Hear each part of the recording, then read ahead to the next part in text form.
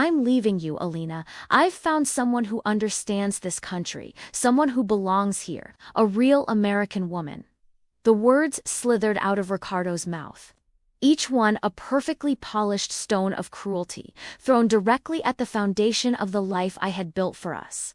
For 40 years, I had been his wife.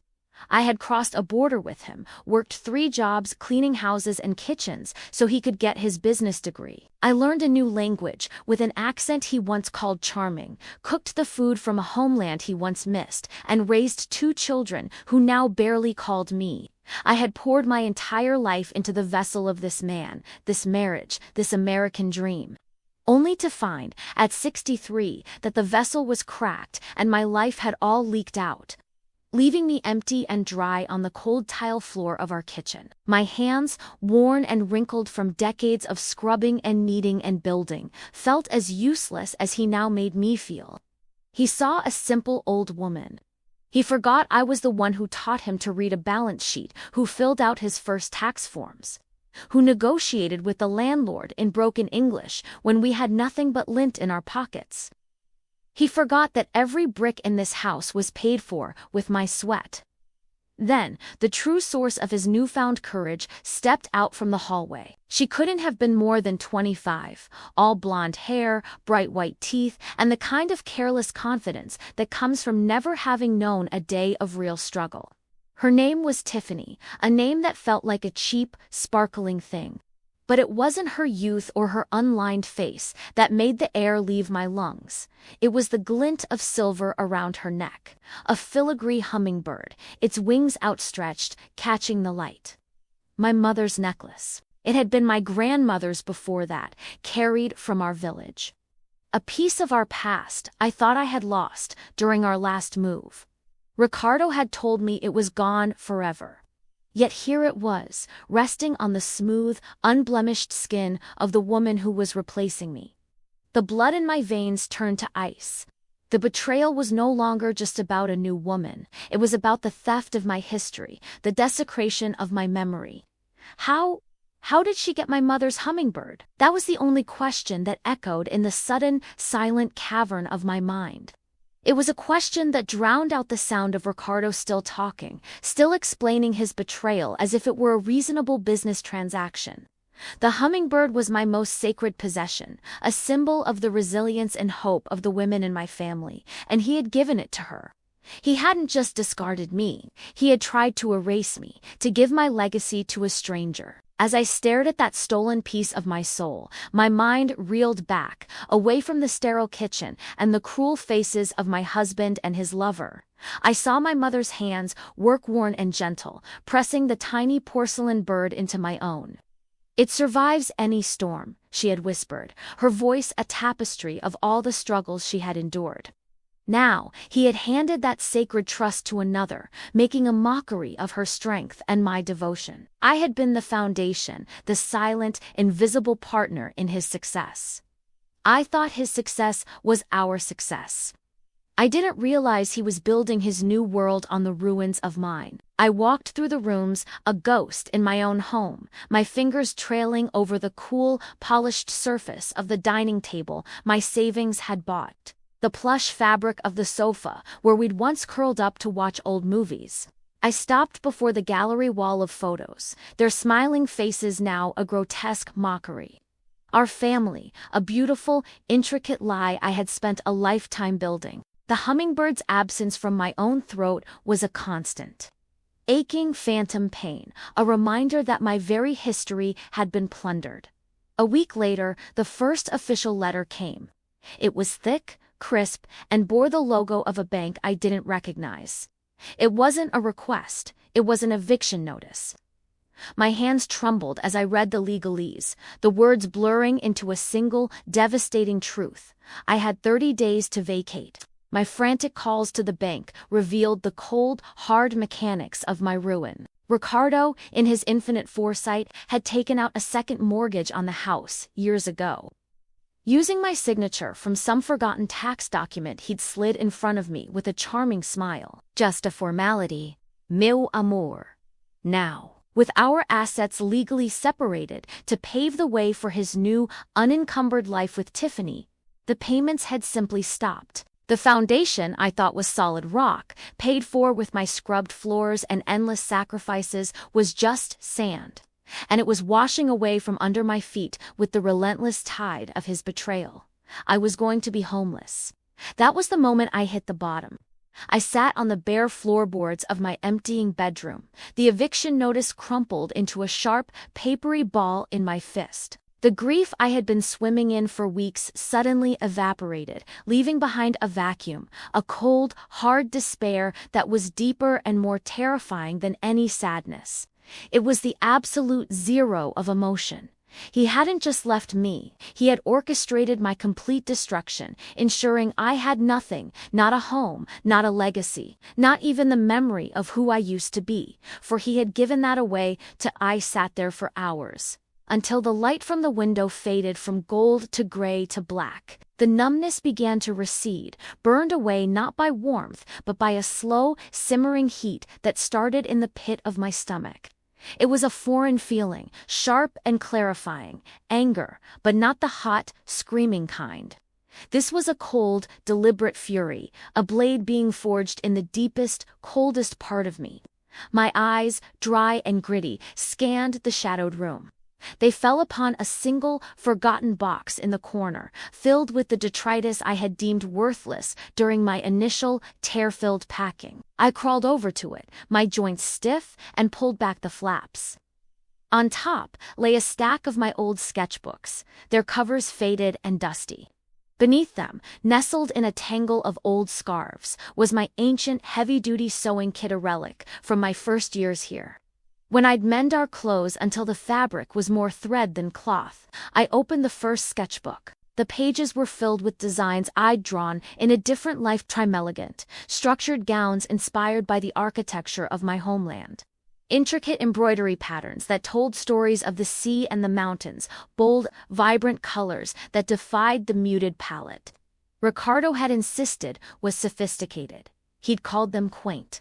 A nice hobby, he'd said, patting my head before steering me toward a charity gala on his arm, my role clearly defined. I had buried this part of myself, this fierce, creative spirit, because it didn't fit the narrative of the supportive, invisible wife. As I traced the lines of a particularly intricate hummingbird design I'd drawn years ago, a memory, sharp and clear, pierced through the fog of my despair. It was of my mother, her hands worn and beautiful, guiding a piece of fabric under the frantic needle of her own machine. A woman's hands can build a future. Minha filha, she had said, her voice a soft hum alongside the machine's whir. They can turn thread into hope.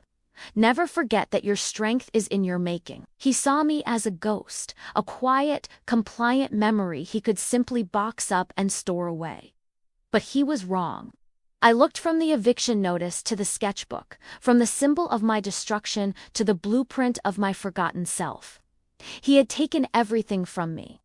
But in doing so, he had given me the one thing I needed most, nothing left to lose. A plan, raw and jagged, began to form in my mind. It wasn't a detailed strategy, not yet. It was a direction, a purpose. If he wanted to build his new world on the ruins of mine, then I would rise from those very ruins. He had stolen my past and my present. I would be damned if he got my future, too. I stood up, my legs steady for the first time in weeks.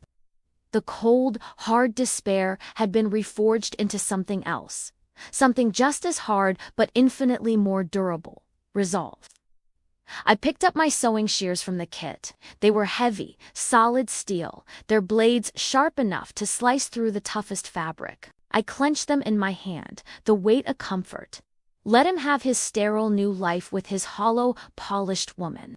He had awakened the woman who built a man out of nothing.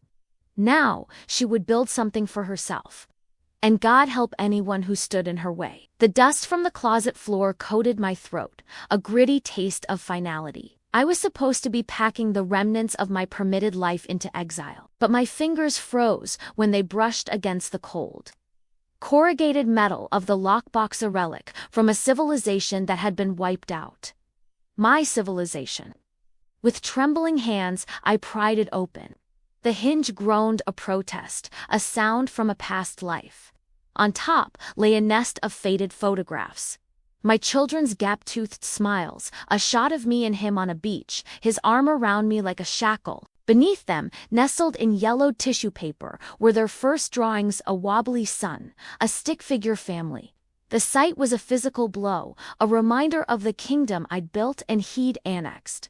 I almost closed the box then, the pain too acute, but something, some stubborn ghost of an instinct, made me lift the fragile papers. And there she was, not the ghost he thought I was, but the woman I had been. A passport, the cover worn soft at the edges, and an old, laminated ID card, the colors bleached by time. The photo showed a young woman with dark, uncompromising hair pulled into a severe knot. Her eyes, my eyes, were sharp and intelligent, holding a challenge for the world. There was no softness there, no plea for approval. But it was the title printed beneath my name that made the breath catch in my chest. A sob or a laugh. I couldn't tell. Investigadora contable. Forensic accountant for the National Treasury's Anti-Corruption Unit. A wave of vertigo washed over me. The sterile, beige walls of the closet seemed to warp and dissolve. I wasn't a discarded wife in a storage room. I was in a government office, the hum of fluorescent lights, a familiar drone, the scent of old paper, and strong coffee in the air. My fingers weren't dust-covered and trembling. They were flying across a calculator, tracing the elegant, damning logic of numbers that didn't add up. I hunted thieves, not petty criminals, but men in tailored suits who stole from the people, who hid their greed in a labyrinth of shell companies and offshore accounts. I was a bloodhound for the truth, and my nose was for the scent of a lie buried in a balance sheet. I had forgotten the feeling of that power.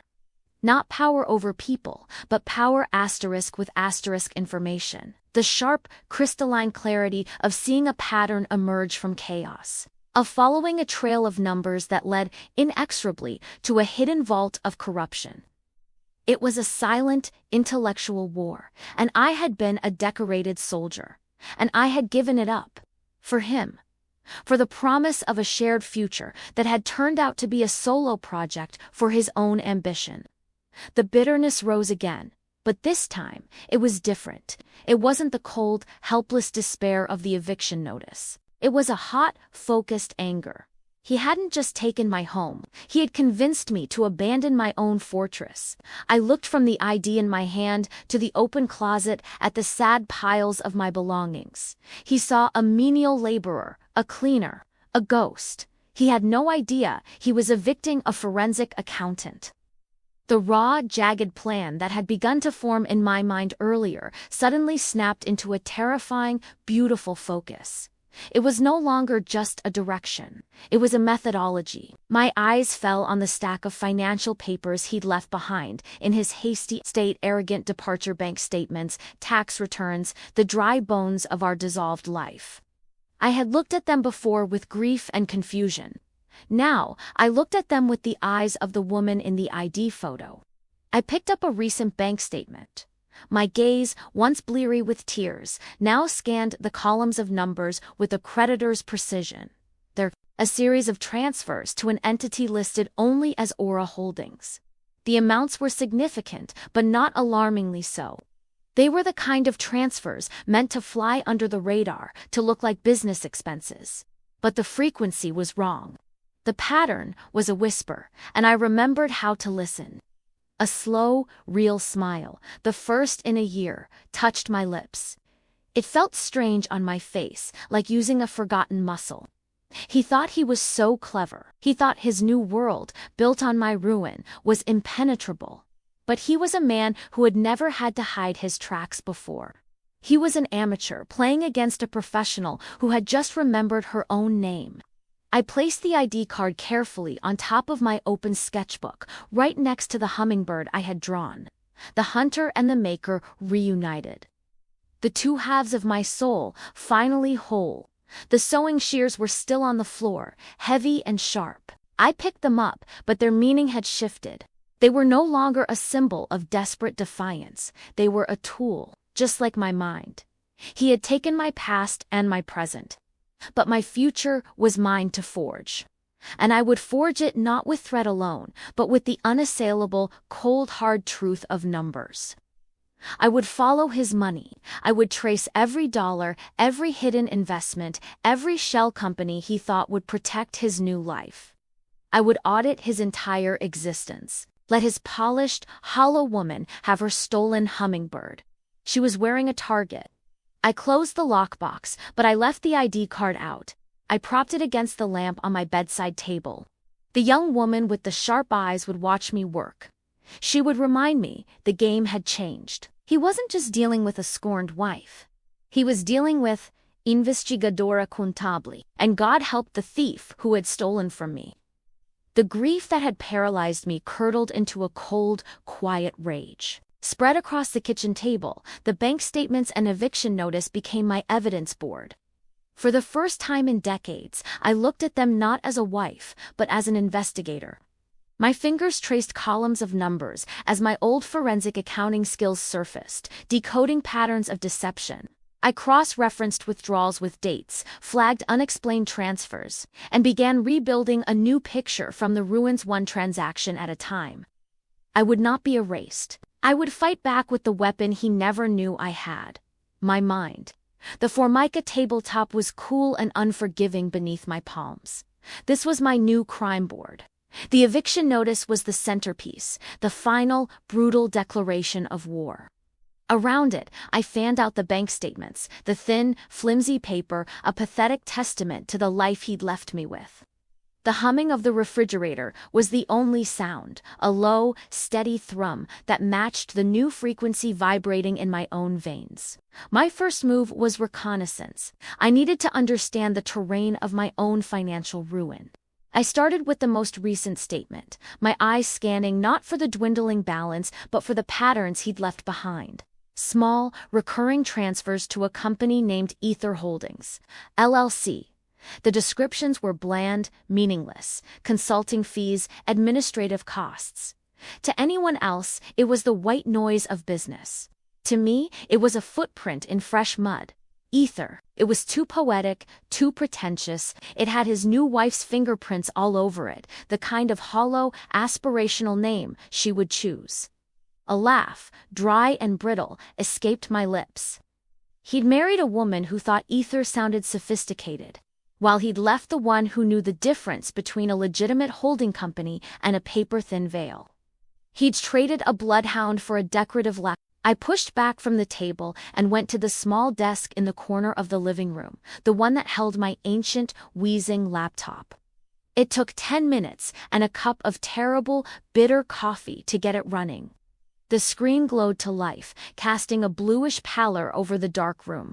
My fingers, which had spent the last year fumbling with thread and trembling with tears, found the keyboard with a familiar, grim certainty.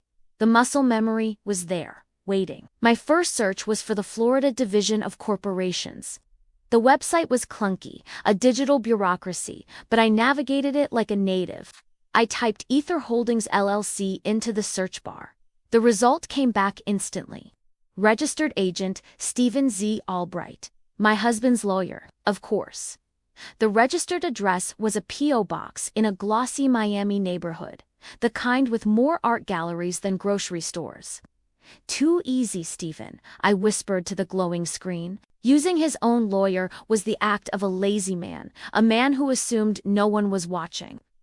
I leaned back, the old leather of the desk chair groaning in protest. This was the shell. I needed to find the nut inside. I needed to follow the money from Ether Holdings to its final destination, to the account that funded his new life, that bought her gaudy, stolen jewelry. My eyes drifted from the screen to the lamplit ID card on my bedside table. The young woman there, investigadora contable didn't look triumphant. She looked focused, resolute. She was not celebrating a small victory. She was preparing for a long campaign. I returned to the bank statements. The transfers to Ether were consistent, but they weren't large enough to support the lifestyle I knew he was flaunting. There had to be another stream. I started looking for larger, one-off payments. And there it was, 6 months ago, a single, massive withdrawal labeled investment liquidation. The amount was staggering. It was nearly half of what I'd thought our total savings had been. The destination was another LLC, this one called Helios Properties. He'd taken a huge chunk of our shared capital and moved it, all at once. For what? I cross-referenced the date with the calendar on my phone. My breath hitched. It was 2 weeks after our 40th wedding anniversary. The anniversary he'd forgotten, claiming a last-minute business trip to Naples. I'd spent the day alone, sketching a hummingbird in the garden, feeling foolish for the hope I'd pinned on a piece of jewelry he'd never buy. He hadn't been in Naples. He'd been here, in this very city, liquidating our life to buy his freedom. The cold rage inside me solidified into something useful, something sharp and precise. This was my entry point. Helios Properties. I would tear it apart, line by line, filing by filing. I would find what asset it held, what property he'd purchased with my money. I picked up the sewing shears from where I'd left them on the table. They were cold and heavy in my hand. I used the sharp tip to carefully, deliberately, circle the Helios transaction on the paper statement. The sound of the metal point tearing through the thin paper was a declaration. It was the first cut of the dissection. He had tried to reduce me to a seamstress, a maker of small, pretty things. But he had forgotten the most important lesson of any craft. A seamstress knows how to unpick a stitch. She knows that with the right tool and enough patience, any construction can be taken apart, its weaknesses exposed, its hidden flaws laid bare. He had built his new world on a foundation of lies and stolen capital. And I was going to audit every single brick. The library's public computers, with their sticky keyboards and the faint, musty scent of old paper, became my sanctuary and my war room. I learned the arcane language of bureaucracy, parcel numbers, EINs, articles of incorporation, navigating labyrinthine county clerk websites and Secretary of State databases. I traced the digital breadcrumbs Ricardo had so carelessly dropped. The flowchart I created was a monstrous, beautiful thing. I sketched it on the back of old sewing patterns, the delicate tissue paper, a stark contrast to the brutal truth I was inscribing upon it. Our shared assets were the heart, a vibrant, healthy organ. From there, I drew thin, black lines arteries and veins siphoning life into a network of shell corporations with grand, empty names. Apex Holdings, Meridian Ventures, Ouroboros Capital. They were Russian nesting dolls of deceit, each one containing a smaller, more obscure entity, all leading back to a single point of convergence. Helios Properties, Helios, the sun god. The sheer arrogance of the name was a fresh insult. He saw himself as a god, a creator, but I was learning that gods could be toppled. It was during this meticulous excavation that I unearthed Tiffany. She wasn't just the vapid, pretty accessory I had dismissed her as. A deeper dive into social media, cross-referenced with news archives from small-town papers, revealed a pattern.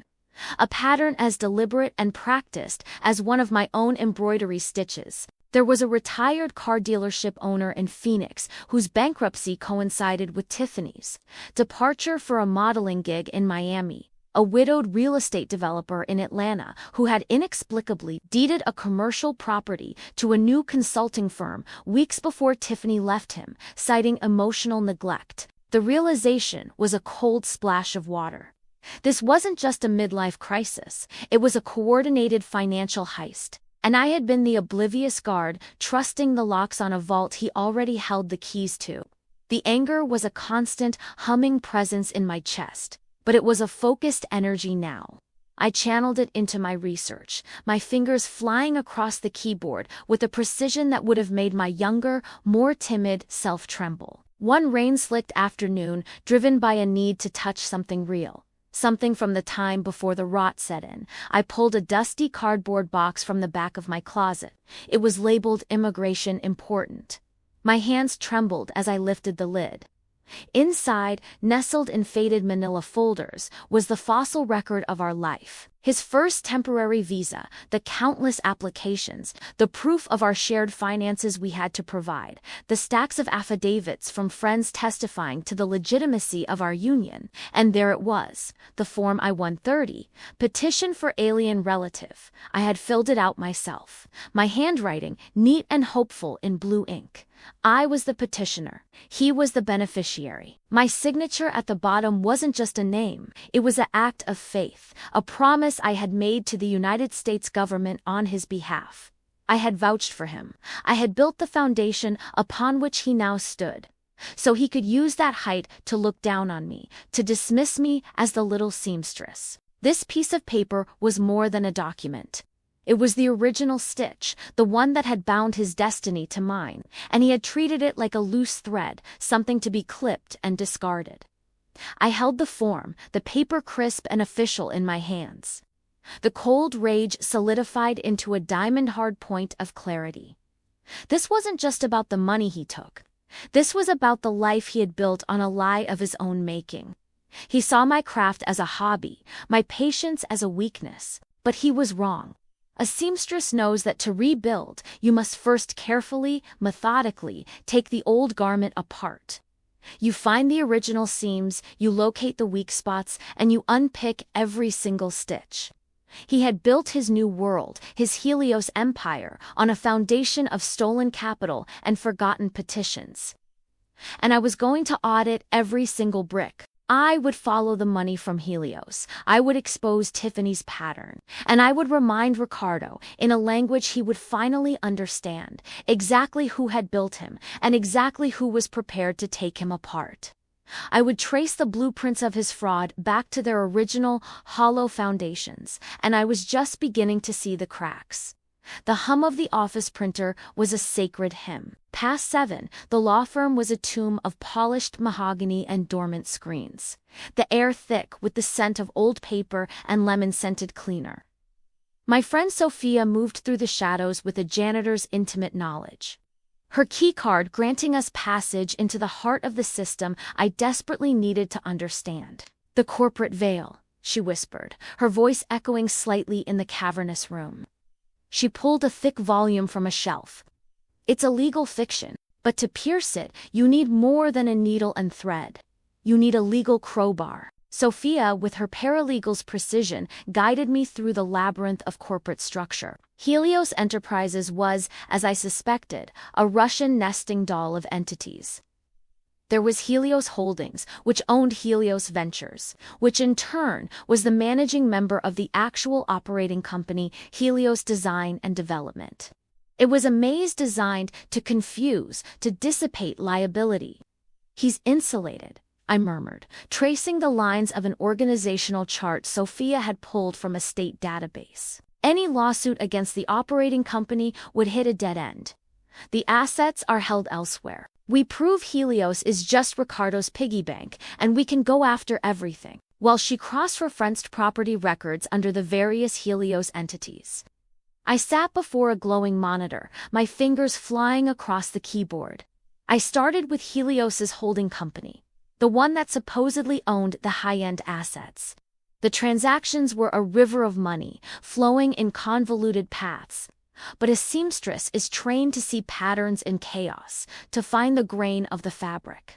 I began to trace the outflow, large, regular payments to a shell company with a generic name, Apex Asset Management. A quick search revealed Apex had a single employee listed as a manager, a name that meant nothing to me. But its registered address was a P.O. box in a nondescript strip mall. It's a dead end, I said, frustration bubbling up. Try the inflows, Sophia suggested from over my shoulder, placing a cup of terrible office coffee next to me. Follow the money he's proud of. I looked for large deposits, investor capital, and there it was. A single, massive wire transfer, 7 figures, from a private equity firm based in Delaware. The contact for the transaction wasn't a name, but a reference number. On a hunch, a desperate, wild guess, I copied the number and opened a new tab. I navigated to Tiffany & Co.'s website, to the section for custom and high-value clients. There was a field for a client reference number. My heart hammered against my ribs. I pasted the number and hit enter. The screen refreshed. A password prompt appeared. Asterisk access to this portal is restricted to account holders. Asterisk. It was a trophy, yes, but it was also a prop, a piece of stagecraft to impress investors. He was using my stolen capital and the necklace it bought to build credibility.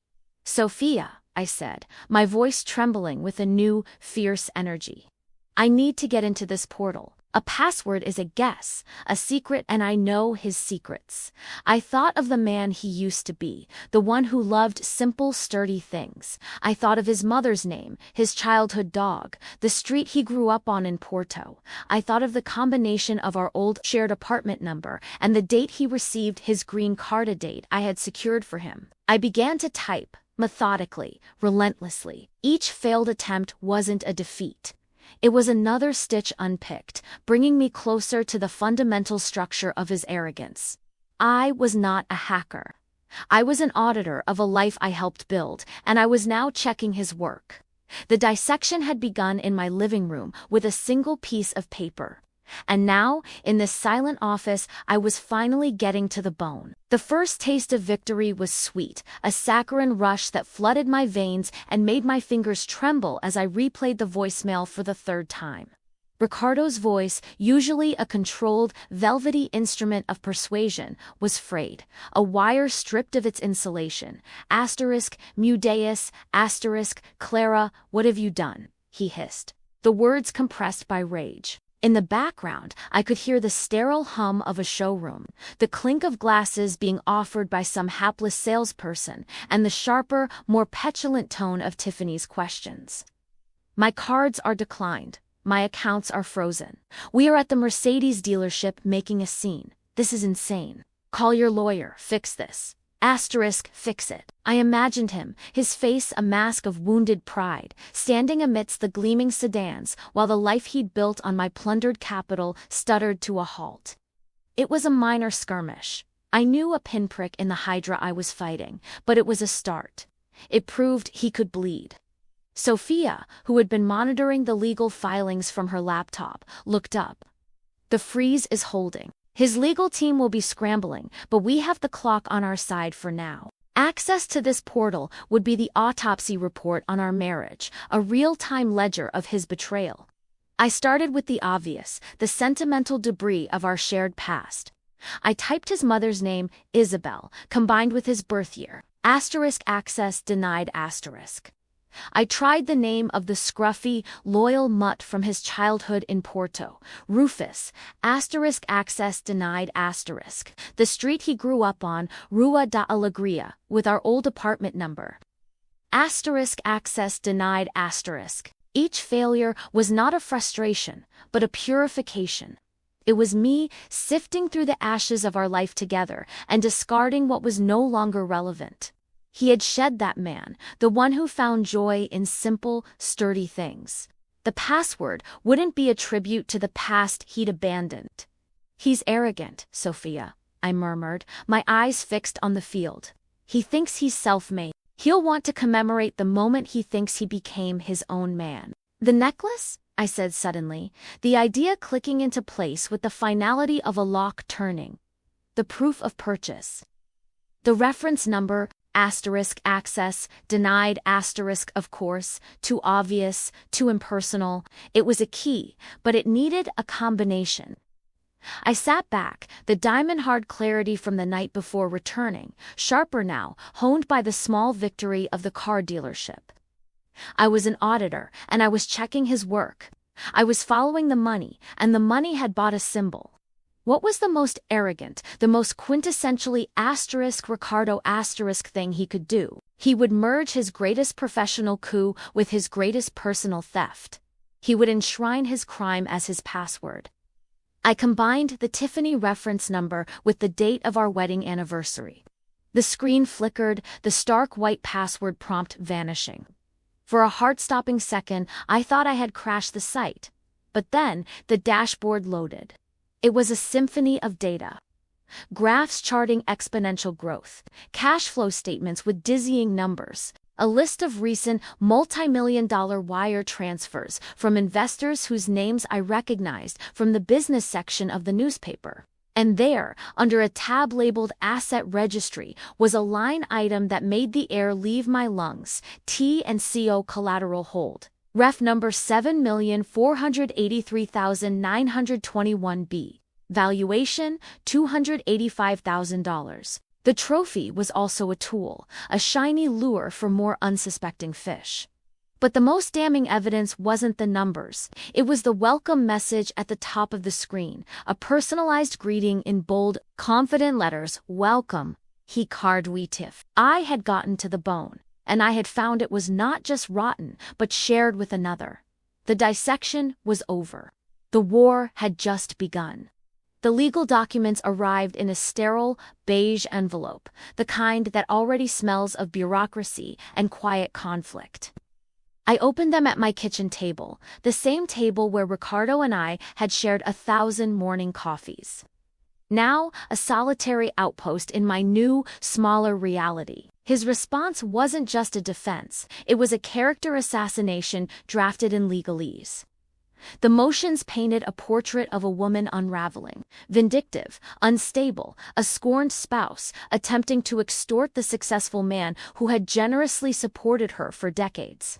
I could almost hear his voice, that smooth, confident baritone, layered with feigned pity, dictating the lines to his expensive lawyer. Then came Tiffany's contribution, the digital age dagger twisted in the public square, a selfie of her, pouting at the camera, a sliver of the Tiffany necklace, just visible at the base of her throat. The caption read, "Some people can't handle seeing others shine. So grateful for a man who values real partnership."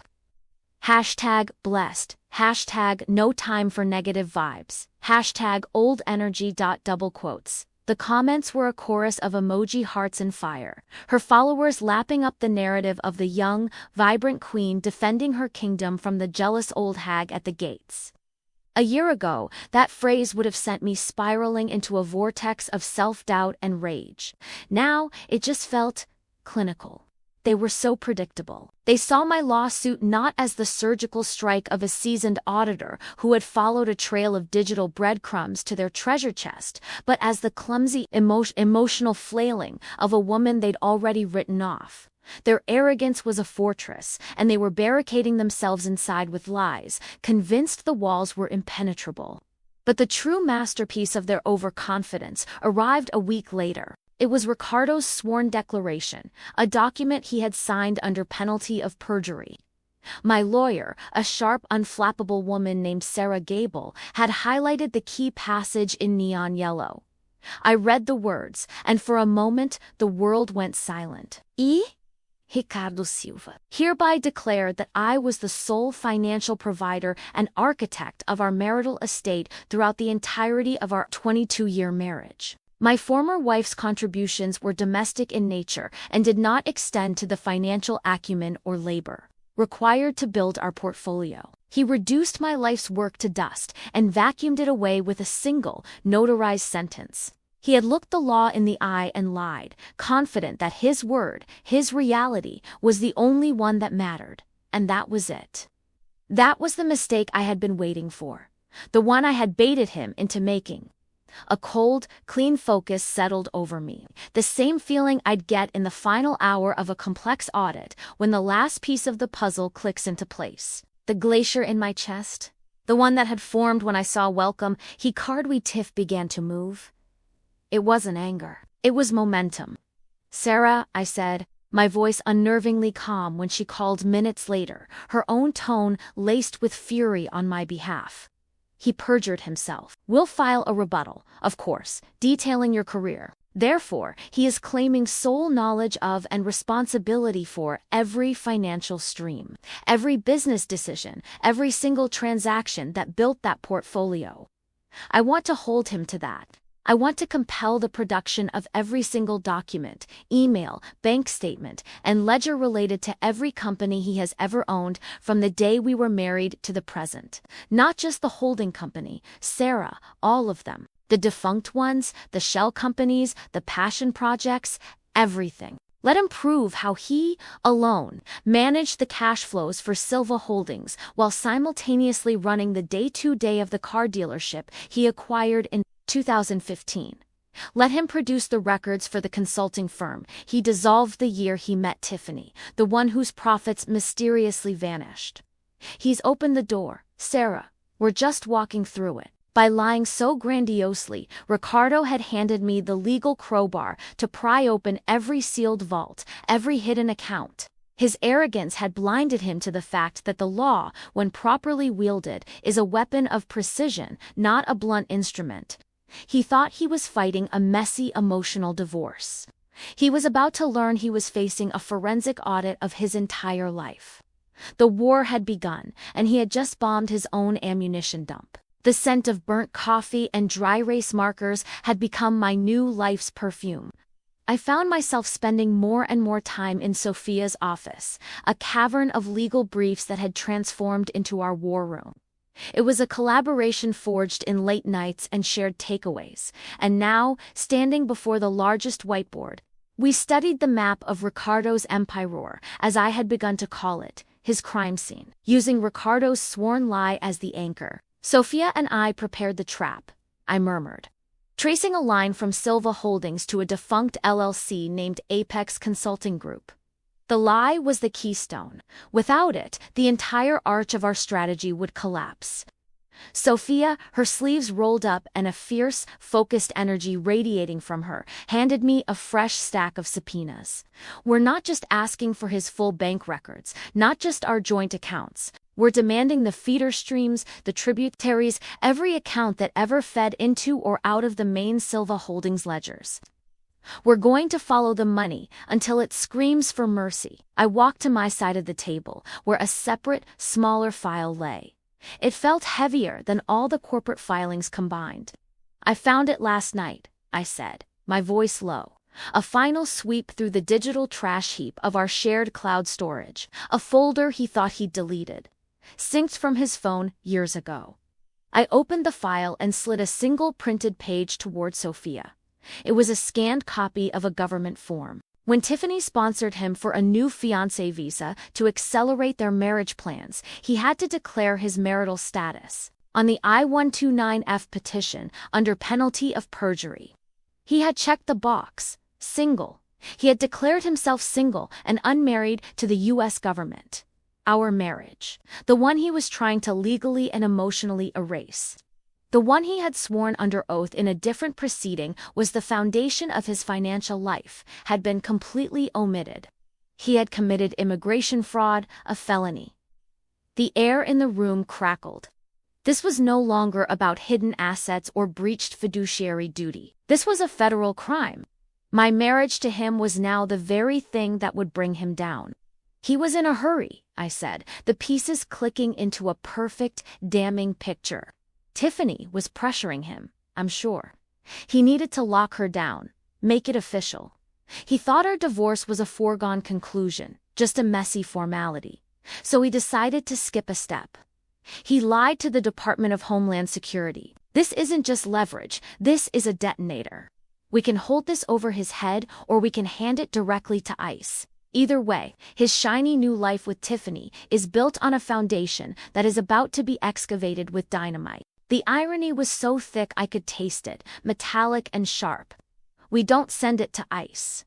Not yet, I said, my strategy crystallizing.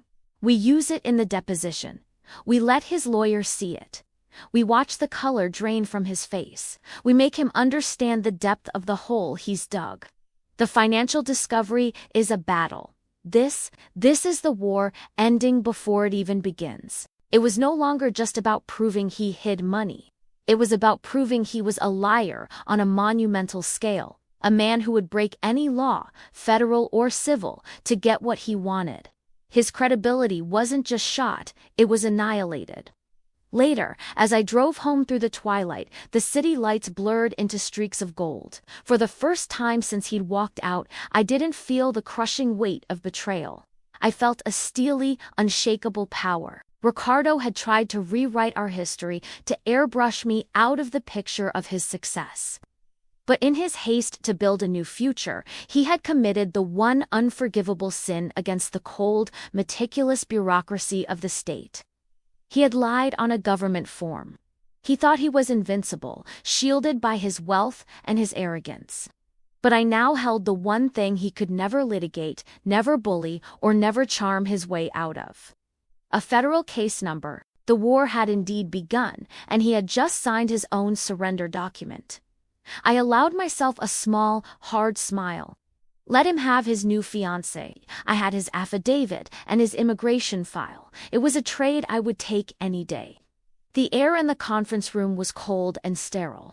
Sophia sat beside me, a pillar of calm professionalism, while I focused on keeping my breathing even. My hands were clasped on the polished mahogany table, my wedding band gleaming under the harsh lights. The door opened and they swept in.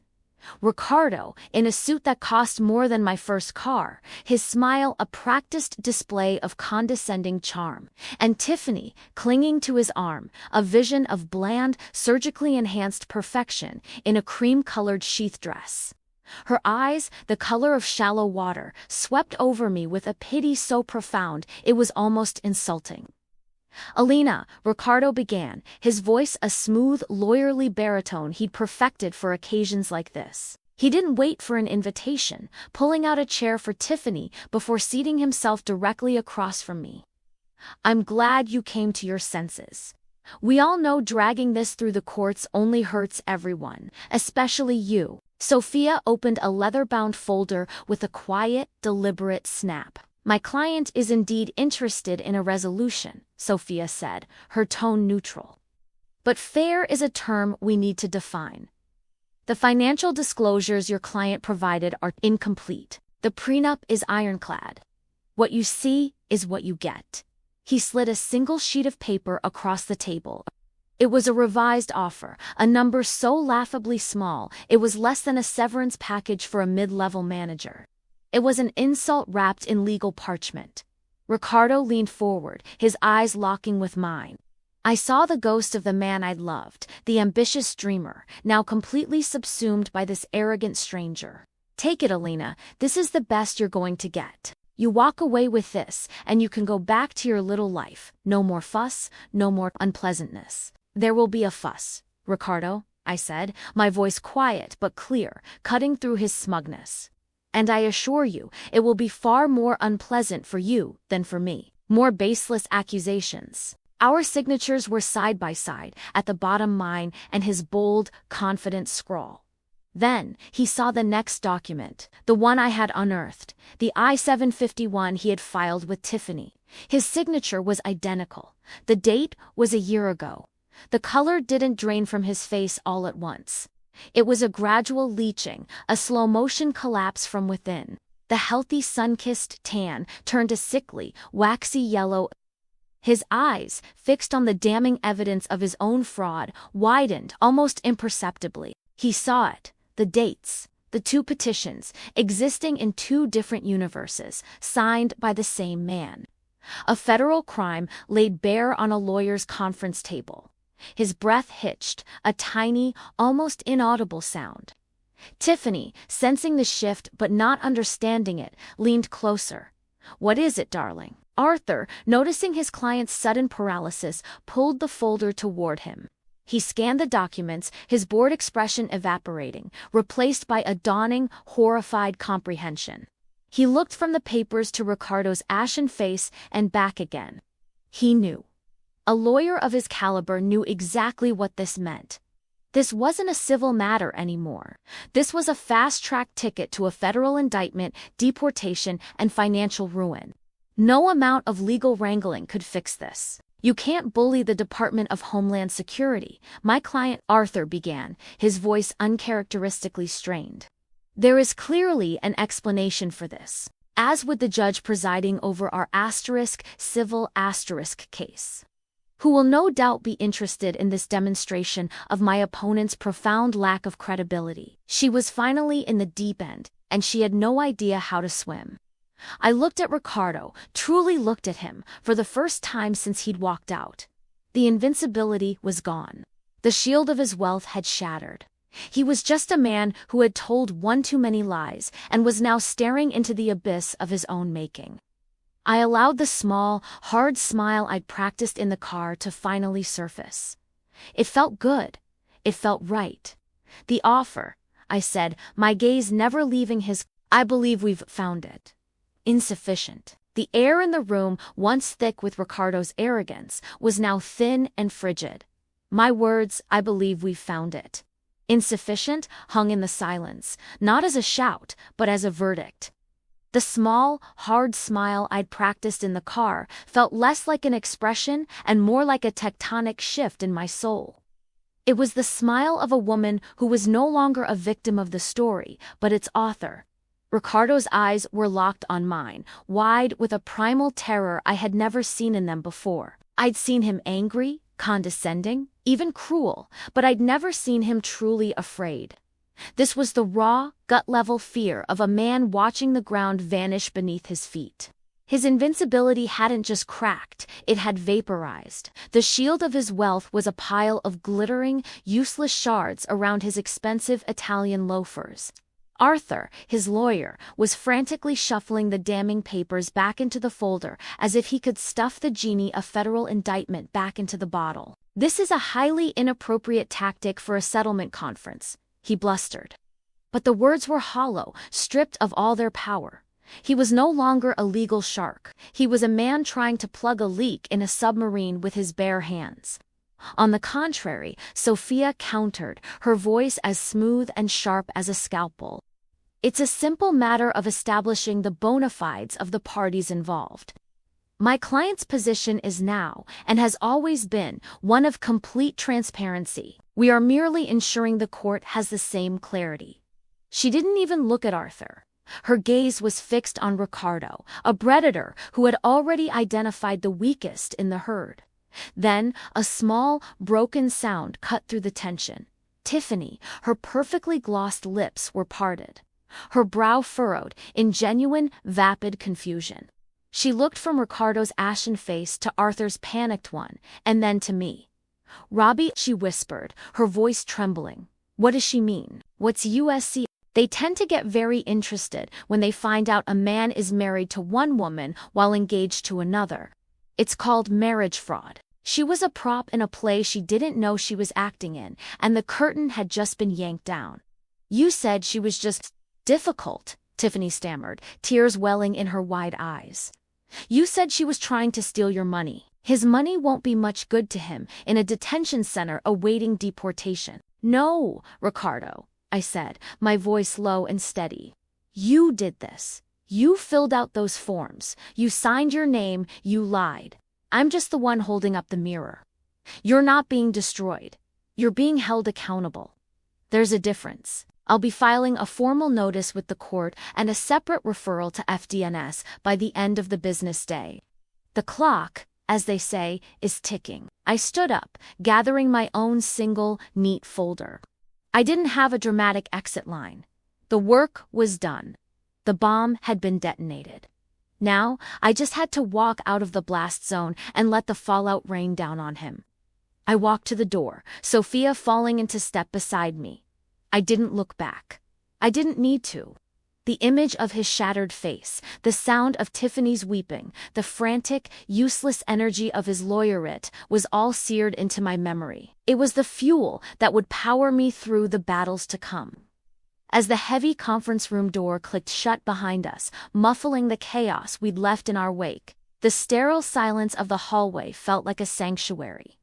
I took a deep, clean breath. It was the first breath of the rest of my life. The woman he'd left in the kitchen was gone. In her place was someone he should have been very, very afraid of. And he finally was. The word no hung in the air, solid and unbreakable. It wasn't a refusal, it was an erasure, the sound of a lock sliding shut on the cage he had built for himself. I watched his eyes, those dark, expressive eyes that had once spun tales of a future filled with love and shared success, now dart from my face to the innocuous manila folder I had pushed into the center of the polished table. The air, already thick with the threat of legal consequences, now curdled with a more intimate, more profound dread. Tiffany, her instincts for self-preservation kicking in, was the first to move. Her perfectly manicured hand, the one sporting a diamond so large it was almost vulgar, shot out and snatched the folder. She opened it with the frantic energy of someone reading their own autopsy report. I didn't need to look at the contents again. I had memorized the cruel poetry of their sequence. First, the bank records, a stark, numerical testament to his betrayal. The steady bleed of our shared assets into an account bearing only his and Tiffany's names. Then, the sentimental anchor, a copy of our marriage certificate. The paper slightly yellowed with age, a relic from a time when his promises were written in ink and not in lies. Next, the foundation of his entire American life, the I-130 petition I had filed for him in 1983. My name boldly printed under petitioner. My status as a U.S. citizen, the very bedrock upon which his existence here was built. And finally, the kill shot, the crisp, recent copy of his fiancé visa application, the I-129F, where he had checked the box declaring himself single, legally and callously erasing me, our shared history, our entire life together. I watched Tiffany's face transform. The initial confusion gave way to dawning comprehension, then to a sickly, ghastly pallor. Her breath hitched, a tiny, wounded sound. She wasn't just seeing evidence of infidelity. She was seeing the blueprint of her own humiliation, the fraudulent foundation of the future she thought she was building. The diamond on her finger suddenly looked like costume jewelry, a prop in a tawdry, illegal play. Ricardo was frozen, a statue of guilty panic. He was trying to calculate the damage, to find a lie big enough to cover this, but the math was impossible, so I gave him the final, untranslatable truth. I leaned forward slightly, my voice dropping into the familiar, melodic Spanish of our past, a language that now served as the perfect vessel for this ultimate betrayal. You seem to have forgotten, I said, the words clear and sharp as shards of glass.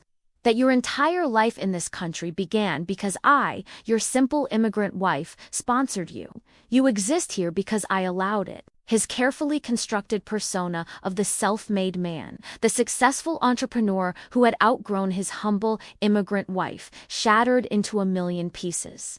He wasn't a self-made man, he was a man I had made, and I could unmake him just as easily. His face crumpled. It wasn't just fear I saw now, but a profound, soul-deep shame. I had held up a mirror not just to his crimes, but to his very essence, and he was forced to see the hollow man staring back. Arthur's abrupt stand, the screech of his chair, was a desperate attempt to regain control of a situation that had spiraled far beyond legal maneuvering. This conference is over. We are leaving. He was trapped in the spotlight of his own ruin, his gaze locked on me. Seeing the ghost of the woman he'd abandoned and the avenging angel she had become. Tiffany's quiet sobs began to fill the room, the sound of her beautiful, carefully constructed fantasy, dissolving mascara, started to streak down her cheeks, inky black tears for a future that was never real. I stood, gathering my own single, neat folder. There were no more words left to say. The bomb had been detonated. The timer on his life here was now audibly ticking down. My work was done. Now, I just had to walk out of the blast zone and let the fallout rain down upon him. I walked to the door, Sophia falling into step beside me. I didn't look back. I didn't need to. The image of his shattered face, the sound of Tiffany's weeping, the frantic, useless energy of his lawyer was all seared into my memory. A gallery of vindication. It was the fuel that would power me through the bureaucratic battles. The court dates, the long, arduous process of divorce that still lay ahead. As the heavy conference room door clicked shut behind us, it was like stepping into another world. The chaotic symphony of their despair, the sobs, the panicked, hushed arguing, was instantly muffled, replaced by the sterile, silent hum of the hallway. It felt like a sanctuary. I took a deep, clean breath, filling my lungs with air untainted by his presence. It was the first breath of the rest of my life. The woman he'd left crying on the kitchen floor, surrounded by the debris of our broken life, was gone. That woman had been defined by his betrayal, weakened by his lies. The woman walking down this quiet hallway was defined by her own strength, fortified by the truth. In her place was someone he should have been very, very afraid of. And as the echo of my final, Spanish-laced truth surely reverberated in the silent chamber of his crumbling conscience, I knew, with a cold, certain satisfaction, that he finally was. The fear was there, in his eyes. It was the fear of a man who had just been reminded that the ground beneath his feet was never truly his. Before Ricardo could process what was happening, Sophia laid out the legal reality. Her voice was a scalpel, precise and cold, dissecting his future with clinical detachment. Wire fraud, perjury in a sworn declaration, and conspiracy to commit marriage fraud, a federal crime with a penalty of prison time and mandatory deportation. Each word was a nail in the coffin of the life he had so carefully, so fraudulently constructed. The game was over. My final move was to pick up my phone. The cool, smooth surface felt like a weapon in my hand. I didn't call the police. That would have been too local, too temporary.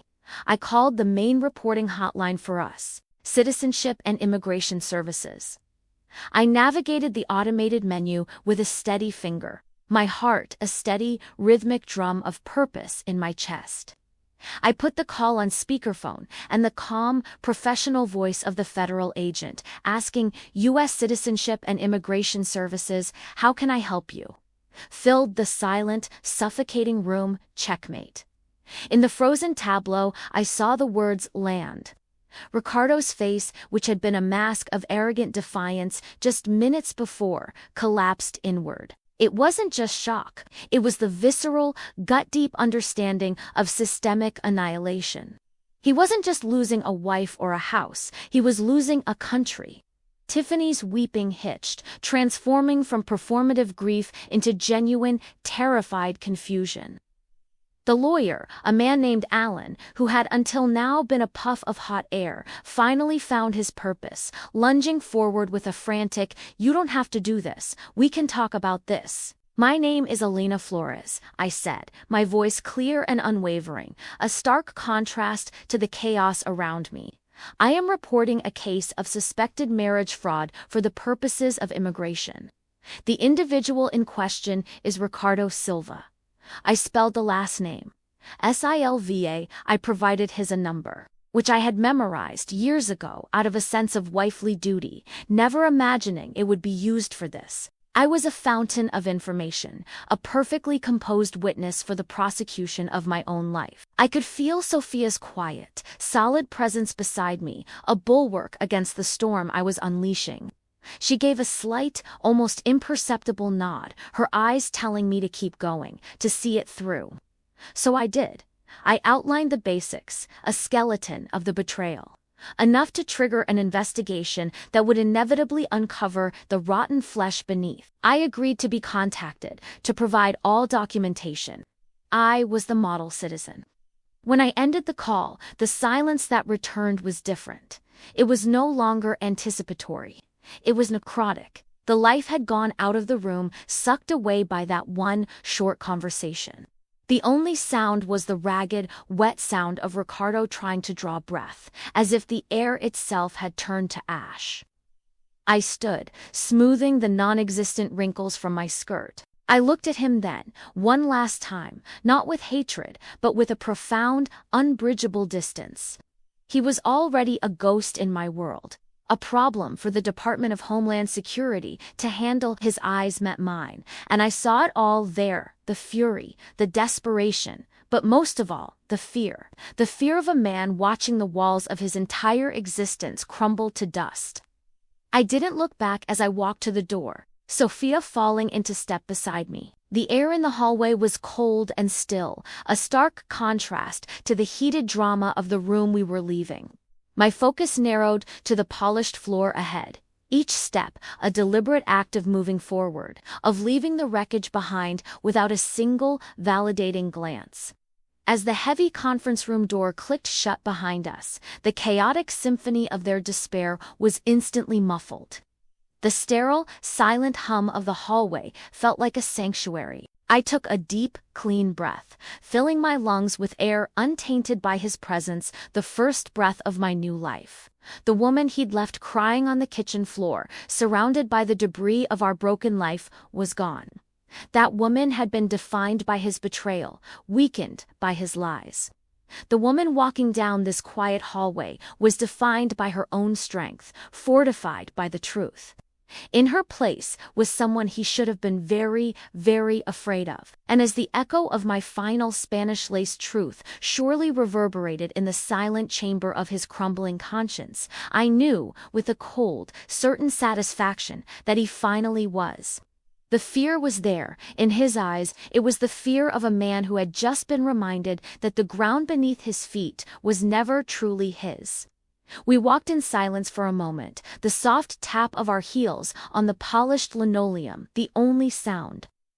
Then Sophia spoke, her voice low and practical. That was efficiently done. Brutal, but efficient. They will be in touch within 48 hours. You understand, this makes the divorce proceedings significantly more contentious. Yes. As we stepped inside, the world outside the legal fortress came back into view through the large windows in the lobby. The sun was shining. People were walking to lunch, talking on phones, living their lives. The normalcy of it was almost jarring. "I need a coffee," I said, the adrenaline beginning to recede, leaving a hollow, trembling exhaustion in its wake. A very large, very strong coffee. "And then, I need to go home and change the locks. I'll have my paralegal send you a list of reputable locksmiths, and I'll draft a formal notice to Mr. Silva and his counsel, informing him that he is to remove his remaining belongings from the property by the end of the week, under police supervision if necessary." The path ahead was long and littered with legal landmines, but it was my path. One had taken the first, most important step. I had chosen myself. And I had left him in a soundproof room, listening to the ticking of a clock that was counting down to the end of everything he had stolen. The coffee was bitter and scalding, exactly what I needed. I drank it, standing at the granite countertop of my kitchen, the new locks a satisfying, heavy presence on the front door. The silence in the house was no longer accusatory. It was peaceful. It was mine. Sophia's paralegal had been as efficient as promised, and by the time I'd returned from the lawyer's office, a team was already there, drilling and hammering the old mechanisms out. The sound had been a symphony of severance. Ricardo's remaining things: a few expensive suits, a set of golf clubs that had probably cost more than my first car, a collection of watches that were now as worthless as his promises had been boxed up by a stoic police officer, and a movers Sophia had arranged. They were placed in a storage unit, the bill for which would be sent to his lawyer. I kept nothing, not a tie pin, not a photograph. The past could stay in the past, a closed chapter in a book I had no intention of ever rereading. The weeks that followed were a blur of legal paperwork and a strange, burgeoning sense of calm. The evidence I'd provided was a tidal wave, and Ricardo's house of cards, built on lies and other people's money, collapsed with a swiftness that was almost anticlimactic.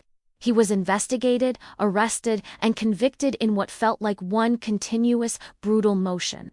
The financial crimes took precedence, a sprawling network of fraud and embezzlement that stretched back years before he'd even met me. The prenup I'd signed, the one his lawyer had so smugly presented, was shredded by a judge who deemed it unconscionable, crafted under duress and concealment. His assets were seized to pay back what he stole, and what was left, a surprisingly small amount, all things considered, was awarded to me in the divorce. It wasn't about the money. It was about the principle. It was about taking back what was mine. Tiffany, facing her own legal troubles for conspiracy, disappeared from the picture as quickly as she'd entered it. Her social media accounts, once a curated gallery of her pilfered life, went dark. I heard through the legal grapevine that her assets were frozen, her name a punchline in the same circles that had once adored her. I felt a flicker of something, not pity, never pity, but a distant recognition of another life gutted by Ricardo's greed. She was just another casualty. The final act was a formality, a box I had to check for my own closure. I went to the immigration detention center where he was being held pending deportation. I didn't have to my testimony was on record, my victory absolute, but I needed to see it. I needed to witness the end of the story I had written. The room was cold, smelling of antiseptic and despair. He was brought in, shackled and wearing a drab, government tissue jumpsuit. The charming, confident man I had married was gone, replaced by a hollowed-out shell. His eyes, which had once sparkled with manufactured affection, were red-rimmed and desperate. He picked up the phone on his side of the grimy glass partition. "Alara," his voice was a cracked whisper through the receiver.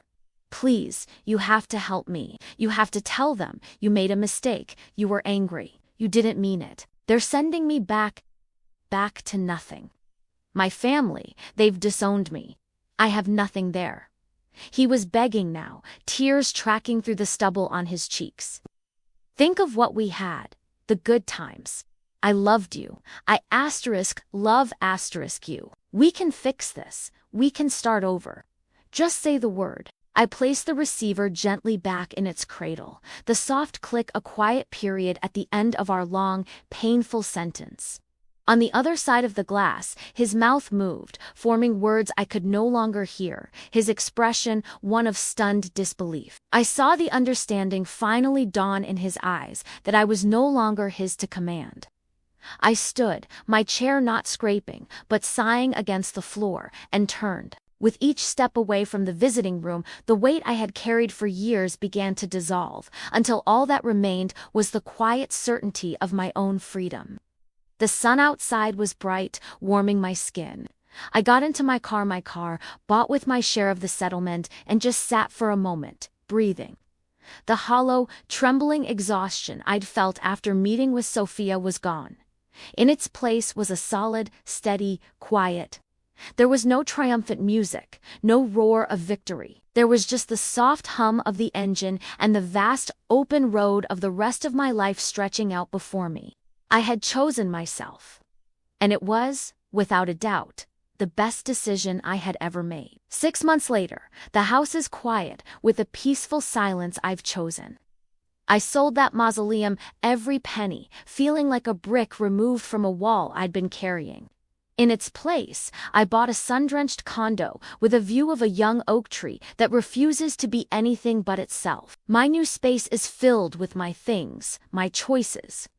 The couch is a deep, calming blue eye, picked simply because I liked it. Not because it complemented some abstract concept of sophistication he was chasing. The books on the shelves are mine, dog-eared and loved, a mix of financial journals and well-worn novels with heroines who save themselves. From this living room, I started a small financial consulting service. It began organically, a coffee with a neighbor, a hushed conversation after a book club meeting. Maria, whose husband handled everything, was left bewildered and nearly penniless after his sudden passing. Sarah, a brilliant artist, was about to sign a contract for a gallery show that would have given away the rights to her life's work for a pittance. They were women from my community, my old life, women who felt invisible in the very systems that were built to manage their lives. I saw the familiar, glazed look in their eyes when terms like asset allocation and non-compete clause were thrown around, a look I'd seen in my own mirror. So, I became a translator. I don't manage their money for them, I hand them the keys. We sit at my dining table, sunlight streaming in, and I break down the intimidating legalese of contracts into plain, brutal English. I show them how to trace the flow of money, where the traps are hidden, how to ask the questions that make financial advisors shift in their seats. I watch their backs straighten, their chins lift. The moment the jargon falls away and understanding dawns in their eyes is a quiet victory that echoes my own. It's not just about money, it's about agency. It's about them realizing they are the CEOs of their own lives. On a small glass-topped table, by the largest window, sits the silver filigree hummingbird. The authorities returned it to me from the box of Tiffany's possessions. For a week, I left it in its evidence bag in a drawer, unsure of what to do with this artifact from a war I'd won. Finally, I took it out. I polished it until the delicate silver wings shone, each feather meticulously crafted. It's not a reminder of her, or even of his betrayal. It's a relic of the girl I used to be, the one who bought it on a sunlit street in Mexico, filled with a joy that was entirely her own, long before she learned to shrink herself to fit someone else's shadow. It's a tribute to the strength I forgot I had, a tiny, metallic heart that beats with a fierce, independent rhythm. This morning, I have a video call with a new client, a woman named Clara. Her voice is timid at first, barely a whisper. I recognize the cadence, the self-effacing apologies. I lean in, my voice calm and steady. "Clara," I say, "take a breath. There are no stupid questions here, only smart women learning to protect themselves. So, this part here," she says, her voice gaining a thread of steel. "That means if I contribute to his business with unpaid labor, like managing his books, it doesn't count as marital contribution, right?" The oak tree is holding on to the last of its autumn leaves, a blaze of orange against the clear blue sky. The quiet in the condo is profound, but it's a quiet I have built, chosen, and filled with purpose.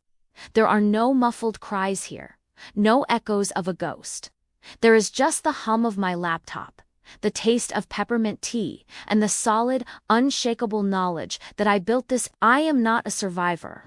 That word implies something that happened *to me.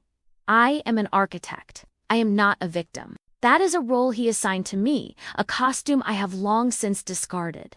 I am Alina, and my dignity is not something to be given or taken. It is my own. It is in the silence I choose, the work I do, the shine of a silver hummingbird in the sun, and the vast, open road of my life, stretching out before me, one confident mile at a time.